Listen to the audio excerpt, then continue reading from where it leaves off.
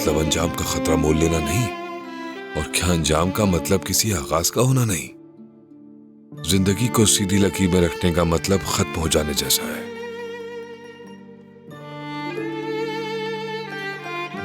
जब तक हम तमाम बरसों को जो हमें जीने के लिए मिले हैं तसादात के इंतहाई किनारों के दरमियान चलते हुए ना गुजारें, जब तक हम कभी कभार आदतों की हदों को पार ना करें, तब तक जिंदगी ताजगी कैसे बन सकती है? वो तो सिर्फ थकन बन के रह जाएगी। बारिश हो रही है, आसमान से नहीं बल्कि मेरे दिल के खला से, मेरी जिंदगी की वीरान जमीन पर। और मैं एक निहायत ही छोटे मध्यम नुक्ते की तरह मैदान में पिघलता जा रहा हूं।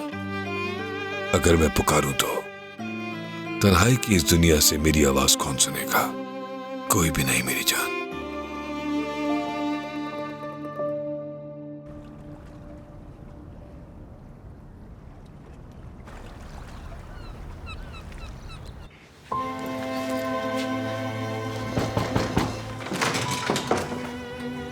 इरफान भाई। गुड मॉर्निंग दरिया। सादिक साहब उठे नहीं क्या? इरफान? हाँ इरफान। ये लेटर आपके लिए आया है। क्या है ये?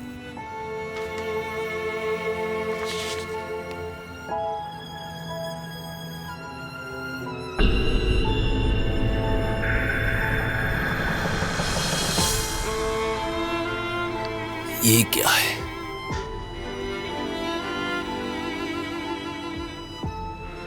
तो तुम ये भी करने वाली थी, तो बात यहां तक पहुंच गई।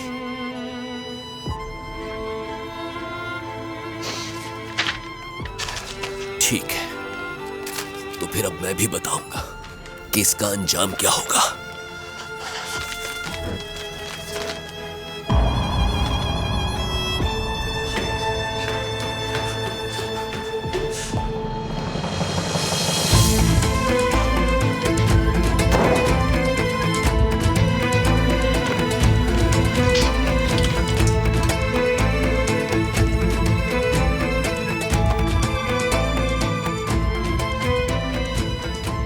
मुझे यकीन नहीं आ रहा कि आपा ये सब भी कर सकती हैं। बेटी बताओ तो सही हुआ क्या है? आंटी, आपा ने वही किया जो कहा था। वो बाबा को सबके सामने जहरी मरीज जाहिर करना चाहती हैं। वो पागल हो गई हैं। वो ऐसा कैसे कर सकती हैं आंटी? भाई को हार्ट अटैक हो जाएगा, वो ये बर्दाश्त नहीं कर पाएंगे।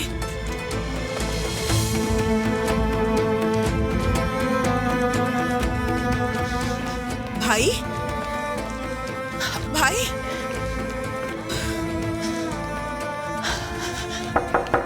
भाई, भाई,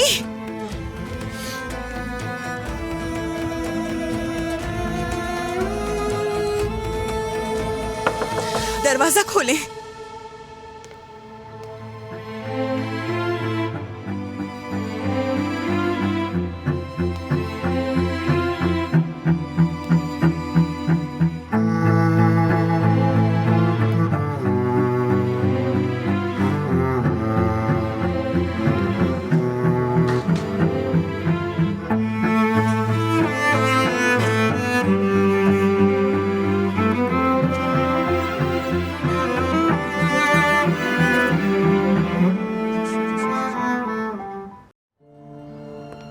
तुर्कान,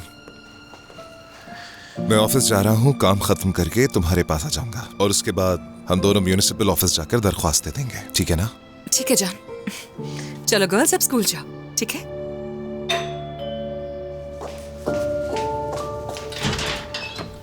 नुसरत साहिबा,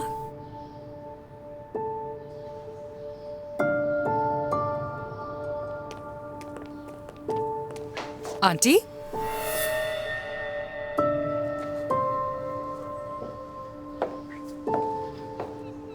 सब ठीक तो है? कुछ हुआ है क्या?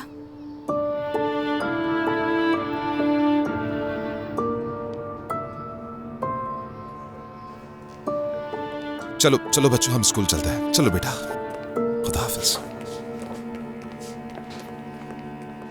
आइए आंटी, आप अंदर आ जाएं। आप मुझे बिल्कुल ठीक नहीं लग रही हैं। लगता है कुछ हुआ है आपके साथ। आप कोट तो उतार ले, अंदर चल के बैठते हैं ना।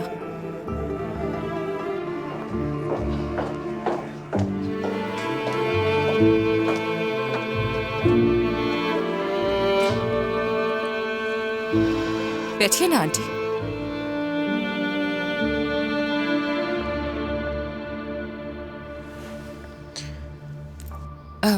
मैं आपके लिए कॉफी बना देती हूँ, या अगर नाश्ता नहीं किया है तो वो ले आती हूँ। कुछ नहीं चाहिए, तुम बस आकर बैठ जाओ यहाँ।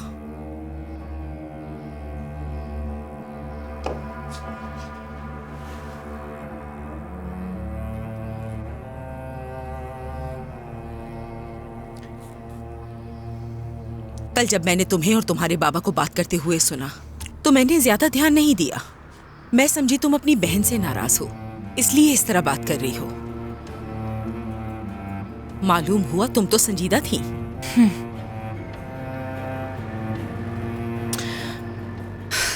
तो वो बात है। हाँ, वही बात है। कोर्ट की तरफ से एक लेटर आया था। तुम्हारे बाबा तो दरवाजे पर ही तकरीबन गिर पड़े थे। तुम्हारी अम्मी तो बेज़मीर औरत नहीं थी तुर्कान। पता नहीं तुम किस पर चली गई, लेकिन ये मुनासिब नहीं है। बहुत शर्म की बात है। आप भी देखें मैंने क्या कुछ बर्दाश्त किया है। आप हर चीज को सिर्फ एक ही तरफ से क्यों देख रही हैं? क्या जो मेरी बहन ने मेरे साथ किया वो जुल्म नहीं है? और क्या ये जुल्म नहीं है कि मेरे अपने बाप जिन्होंने ये सब होने दिया वही मेरे खिलाफ खड़े हो गए? बाबा की वजह से तो तुम आज खड़ी हो तुर्कान। तुम आज इसलिए इतनी मजबूत हो क्योंकि हमेशा तुम्हारे साथ खड़े रहे वो, और तुम्हें ये करते हुए जरा भी शर्म नहीं आई तुर्कान। अब तुम अपनी सारी ताकत उस आदमी के खिलाफ इस्तेमाल कर रही हो। तुम तो बिल्कुल उसकी दुश्मन बन गई हो। लेकिन वो आदमी अब भी हर मौके पर तुम सबका साथ देने में जरा भी नहीं हिचकिचाता। जानती हो इसे क्या कहते हैं? इसे नाशुक्री कहते हैं। आंटी तुर्कान, मेरे अपने बच्चे नहीं हैं।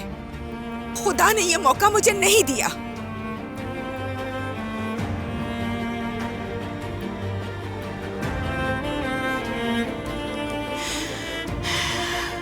लेकिन मैं कहती थी कि मेरी 3 बेटियां हैं।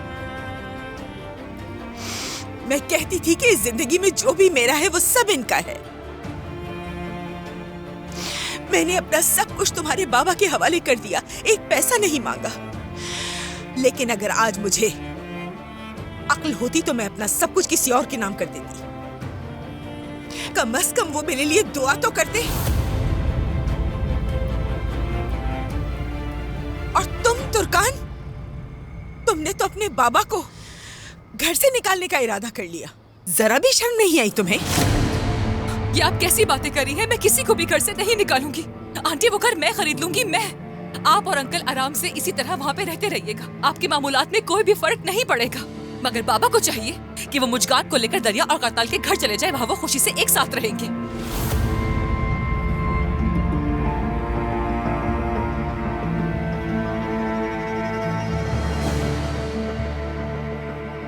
अब तुम्हारी नीयत मुझे साफ नजर आ रही है तुर्कान। मुश्गान तो सिर्फ एक बहाना है। तुम इससे बहुत आगे जा चुकी हो। तुम अपने ही बाबा से बदला लेना चाहती हो तुर्कान, सिर्फ इसलिए कि उन्होंने दरिया और करताल की शादी की इजाजत दी थी।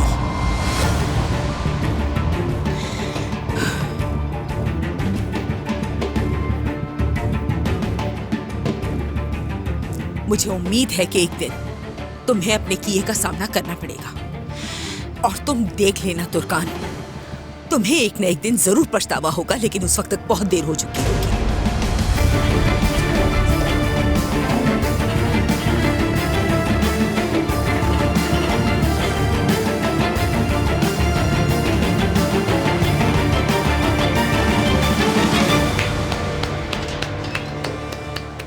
ब्रावो, तो आखिरकार तुमने कर दिखाया। आपकी वजह से हुआ है। आप सब ने मुझे मिलकर ऐसा करने पर मजबूर किया। किसी ने भी तुम्हें ये करने पर मजबूर नहीं किया था तुर्कान। तुमने खुद अपने पांव पे कुल्हाड़ी मारी है। करताल और दरिया पे गुस्से ने पागल कर दिया है तुम्हें।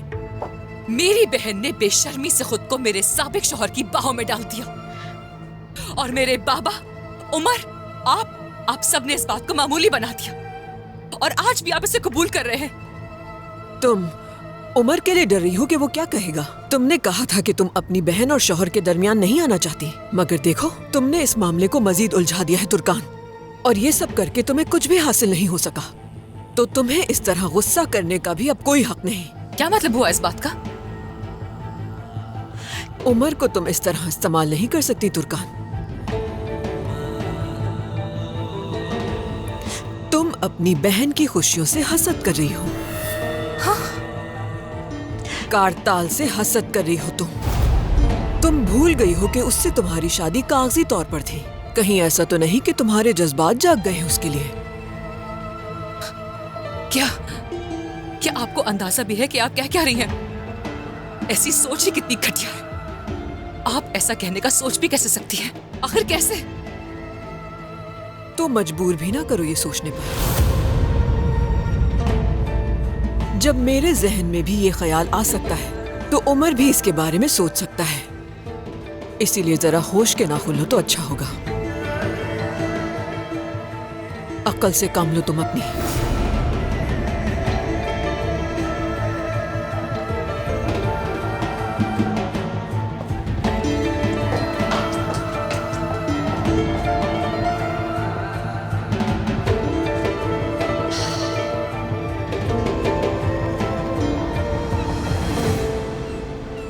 तुर्कान ऐसा कैसे कर सकती है? अपने बाप के साथ कैसा सलूक किया है उसने?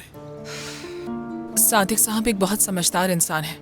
वो अपनी मेडिकल रिपोर्ट सही साबित कर देंगे, लेकिन बाद में क्या होगा ये नहीं जानती। सादिक भाई बहुत गुस्से में कमेटी के पास गए हैं यहाँ से। वहाँ जाकर पता नहीं क्या होगा। अरे जवेरिया, कुछ अच्छा ही कह लो तुम। चाहे उनकी जहनी हालत कोर्ट से सही करार दे दी जाए, लेकिन झगड़े की वजह से घर बेचना पड़ सकता है। सोचो हमारा क्या होगा। जवेरिया एक मिनट, लग रहा है घर बिक गया है और हम बाहर खड़े हैं। खैर कोई बात नहीं, मुश्किल साहिबा के पास फार्म तो है ना, हो सकता है हमें वहाँ रहने की जगह मिल जाए। यकीनन जवेरिया, अगर तुम चाहोगी तो चाबी दे दूंगी मैंने तो सादिक साहब को पहले ही इनकार कर दिया था कि मुझे नहीं चाहिए, लेकिन उन्होंने मेरी बात नहीं मानी। हेलो मेरी जान। हेलो मुश्किल, कैसी हो? क्या कॉफी पीना पसंद करोगी मेरे साथ? हाँ जरूर, क्यों नहीं। कहाँ आना है?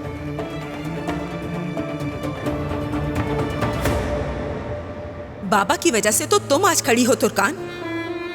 तुम आज इसलिए इतनी मजबूत हो क्योंकि हमेशा तुम्हारे साथ खड़े रहे वो, और तुम्हें ये करते हुए जरा भी शर्म नहीं आई तुर्कान। अब तुम अपनी सारी ताकत उस आदमी के खिलाफ इस्तेमाल कर रही हो।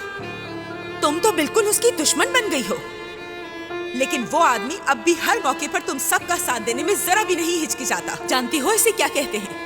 इसे नाशुक्री कहते हैं।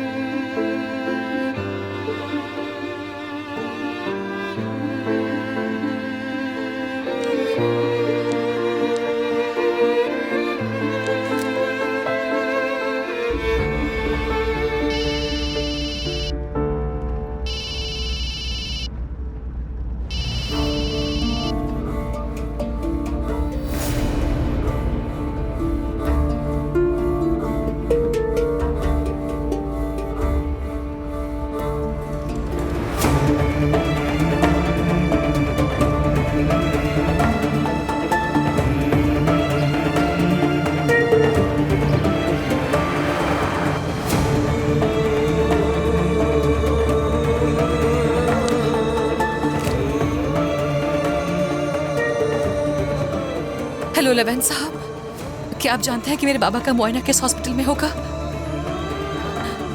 ठीक है।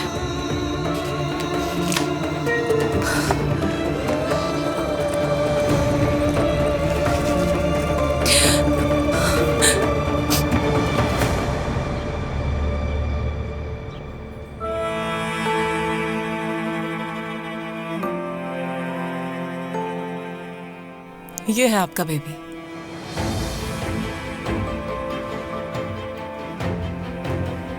कारताल हमारी मोहब्बत का फल तो एक नन्हे से अखरोट जैसा है। हाँ, अभी बहुत छोटा है। कोई मसला तो नहीं है ना डॉक्टर? अभी तो सब कुछ ठीक लग रहा है, आप फिक्र मत करें। यह आपकी दूसरी प्रेगनेंसी है ना? जी हाँ, मेरा एक बेटा है। उम्मीद करती हूँ इस बार बेटी होगी। डॉक्टर ये बताइए कि इसे कितने हफ्ते हो गए? सिर्फ 10 हफ्ते का है। 15 दिन बाद फिर से चेकअप करवाना होगा। हम अपनी एग्जामिनेशन उसके मुताबिक शुरू करेंगे। ठीक है, अपना बहुत ख्याल रखिएगा। बहुत शुक्रिया। हम आएंगे ना मेरी जान? बिल्कुल आएंगे मेरी जान।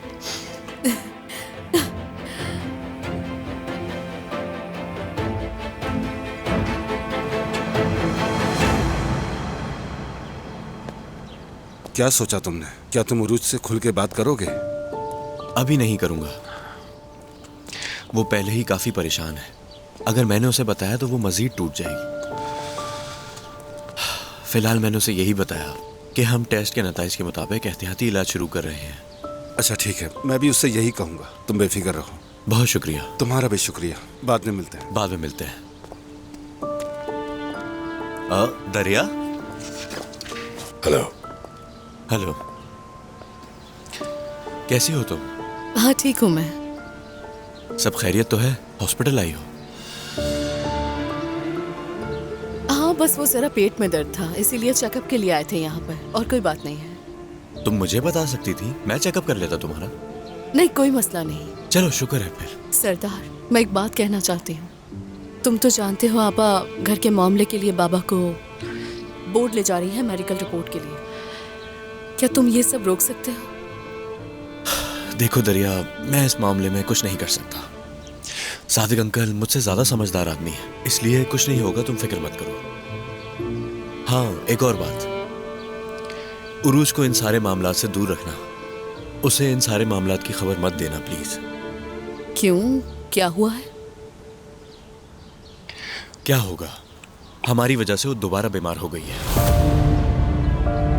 क्या?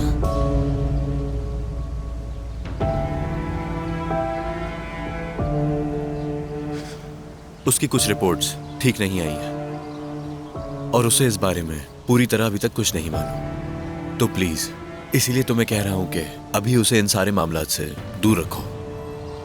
दरिया देखो, सरदार ठीक कह रहा है, इसे इस तरह सबको जाहिर मत करो। तो अब क्या होगा, हम क्या करेंगे आगे? वो अभी यहाँ आने वाली है, उसके कुछ चेकअप्स होने हैं। मैंने उसे एहतियाती इलाज के बारे में बताया है, तो हम सबको एक ही बात पर कायम रहना होगा। वो आ गई। हाँ दरिया। उरूज मेरी जान, खैरियत तो है? तुम सब लोग यहाँ क्यों जमा हो?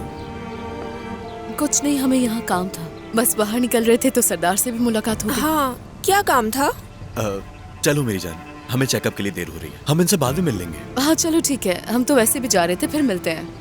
चलो ठीक है, फिर मिलते हैं। खुदा हाफिज।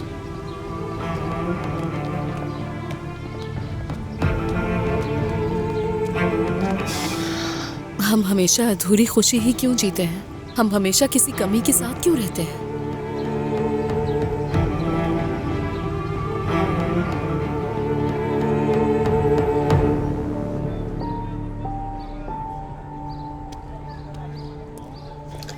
मैं तुम्हारी बात समझ गई हूँ, लेकिन उरूज तो इस फैमिली की काफी अच्छी लड़की है, उससे तुम्हारे साथ क्या मसला हो सकता है? इंसान जैसे बाहर से नजर आते हैं अक्सर ऐसे होते नहीं हैं। उसने मुझे बहुत तकलीफ पहुंचाई है। मेरे बेटे की हालत की जिम्मेदार वही है। दुश्मनों से भी बुरा सलूक किया है उसने उसके साथ। उसी की वजह से मेरे बेटे ने मुझसे मुंह मोड़ लिया। उरूज को इस सब का हिसाब देना होगा। ठीक है, समझ गई मैं तुम्हारी बात। परेशान ना हो, मैं अपने वादे के मुताबिक तुम्हारा काम कर दूंगी। बहुत शुक्रिया। डील अच्छी हुई है हमारी। जानती हूँ मैं, तुम बिल्कुल परेशान ना हो, हर चीज का अच्छी तरह ख्याल रखूंगी मैं।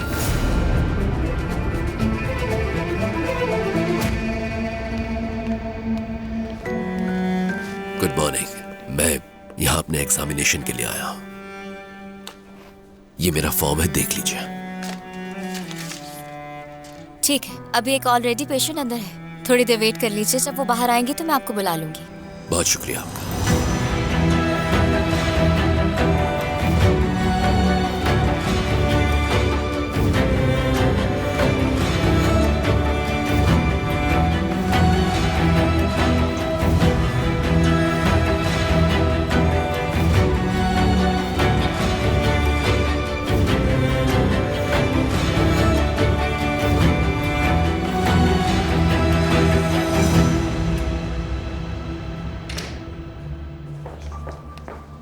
अस्सलाम वालेकुम। सादिक कलंदर कमेटी रिपोर्ट के लिए आए थे, वो कहाँ मिलेंगे मुझे? वो वहाँ पर वेट कर रहे हैं। शुक्रिया आपका।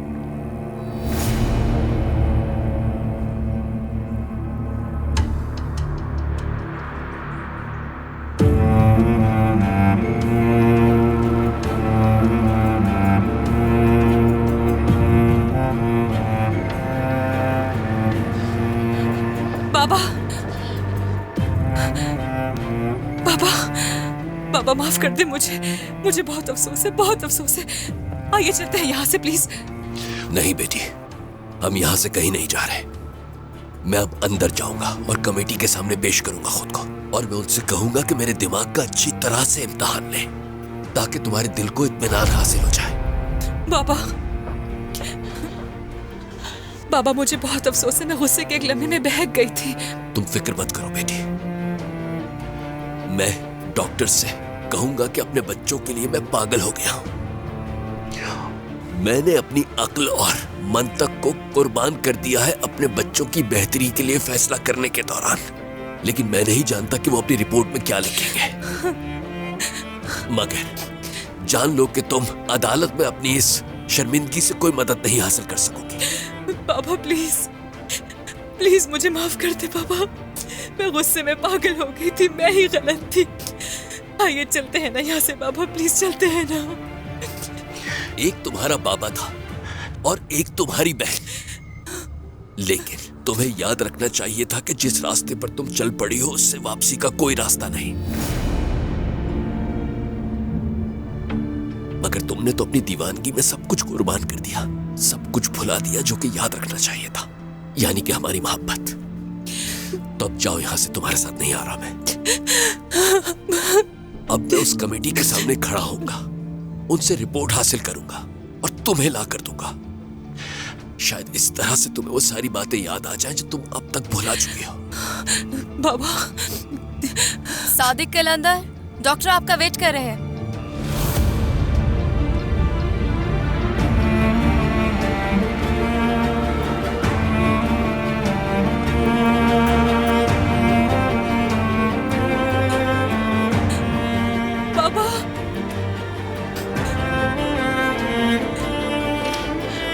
बाबा मत करे ना।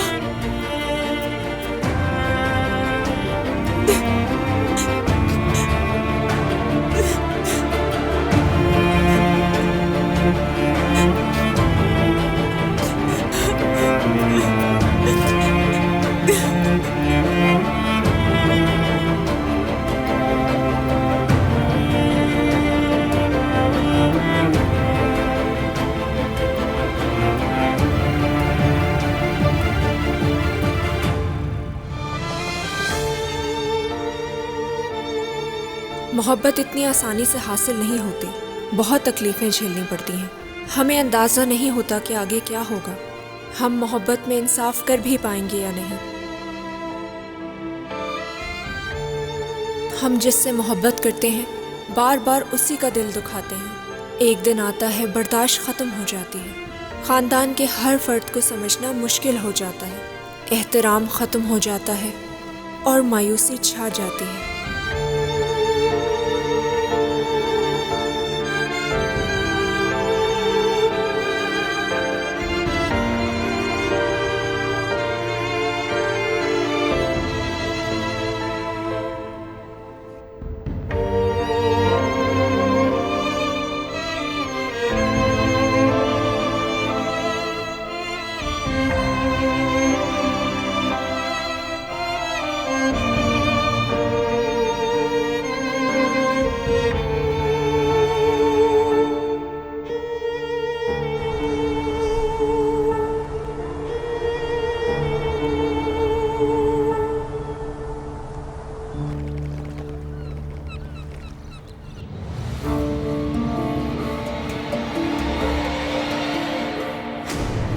जब तक मेरे हवास काबू में है, मैं इस घर को बेच दूंगा।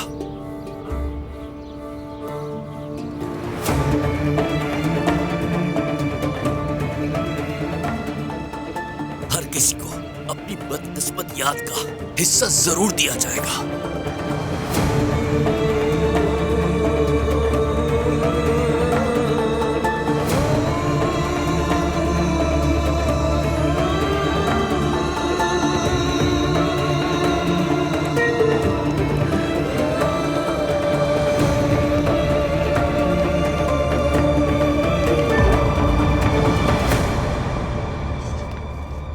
दरिया, मुझे कुछ कहना है तुमसे। तुम कारताल से बात करो और कहो कि वो ये घर खरीद ले। गलत मत समझो, मैं ये इसलिए कह रहा हूँ कि ये घर किसी अजनबी के हाथ में ना चला जाए। मैं ये बात नहीं कह सकती उससे। ये बात करना कितना बुरा लगेगा उससे। और तो और कारताल ये बात सुनकर क्या सोचेगा? नहीं, क्यों बुरा लगेगा उन्हें? हम तुम्हारे बाबा को भी मना लेंगे। तुर्कान के बजाय तुम ये घर खरीद लो। आंटी, मुझे तो ये भी नहीं मालूम कि मैं उससे कहूंगी क्या। बाबा कारताल को ये घर नहीं बेचेंगे, वो उससे नाराज है। मुश्किल साहिबा, मेरे ख्याल से आप घर खरीद लें। हाँ, आपके पास इतने वसाइल तो हैं। नहीं, मैं इस बारे में कुछ नहीं कह सकती। ये सादिक साहब के साथ नाइंसाफी होगी।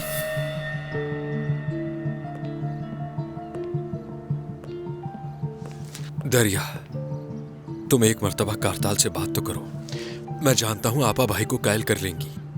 चचा, मैं कारताल से ये बात नहीं कर सकती। अगर तुर्कान ने ये घर खरीद लिया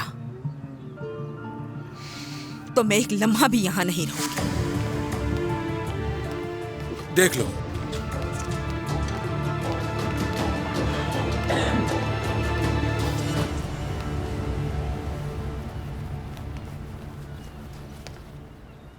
सुनो, तुम्हारी तबीयत ठीक नहीं लग रही। मुझे लगता है शायद कोई और बात है। क्या? क्या प्रेग्नेंट हो तुम?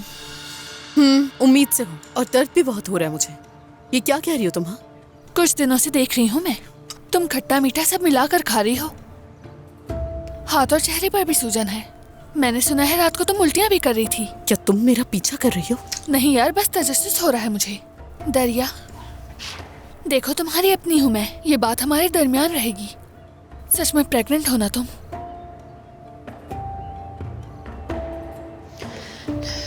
हाँ, हामला हूँ मैं। लेकिन ये बात सिर्फ हमारे दरमियान रहनी चाहिए। हाँ ठीक है, तुम फिक्र ना करो। दरिया, एफए का ख्याल तो मुश्किल से रखती थी, दूसरा बच्चा कैसे संभालोगी? केस जैसे ही खत्म होगा मैं शादी कर लूंगी कारताल से। मेरा बच्चा बगैर बाप के बड़ा नहीं होगा। एफे, बेटा। ओह,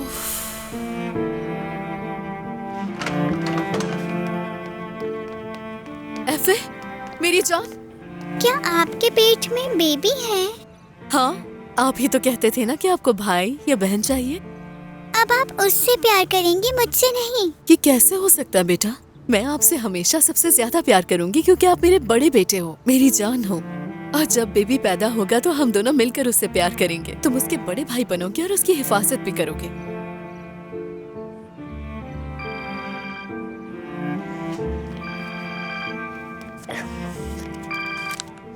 हेलो दरिया साहिबा, आज आपको 4 बजे कोर्ट में हाजिर होना है। अदालत आज आपके शौहर की अदम मौजूदगी में अपना फैसला सुनाएगी, भूलिएगा नहीं। नहीं, मैं भूली नहीं, मैं वहाँ पहुँच जाऊंगी। बहुत शुक्रिया। ठीक है।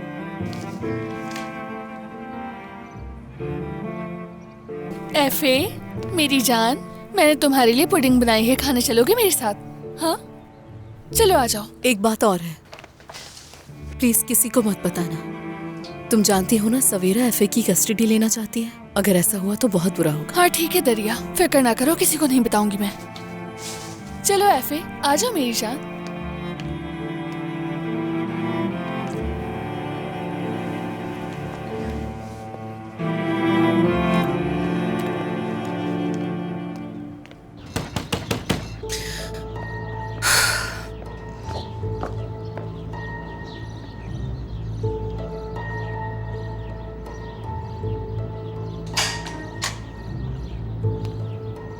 तो बाबा वाकई ऐसा कर रहे हैं? क्योंकि तुमने किसी और मर्द को पागल नहीं बनाया तुर्कान।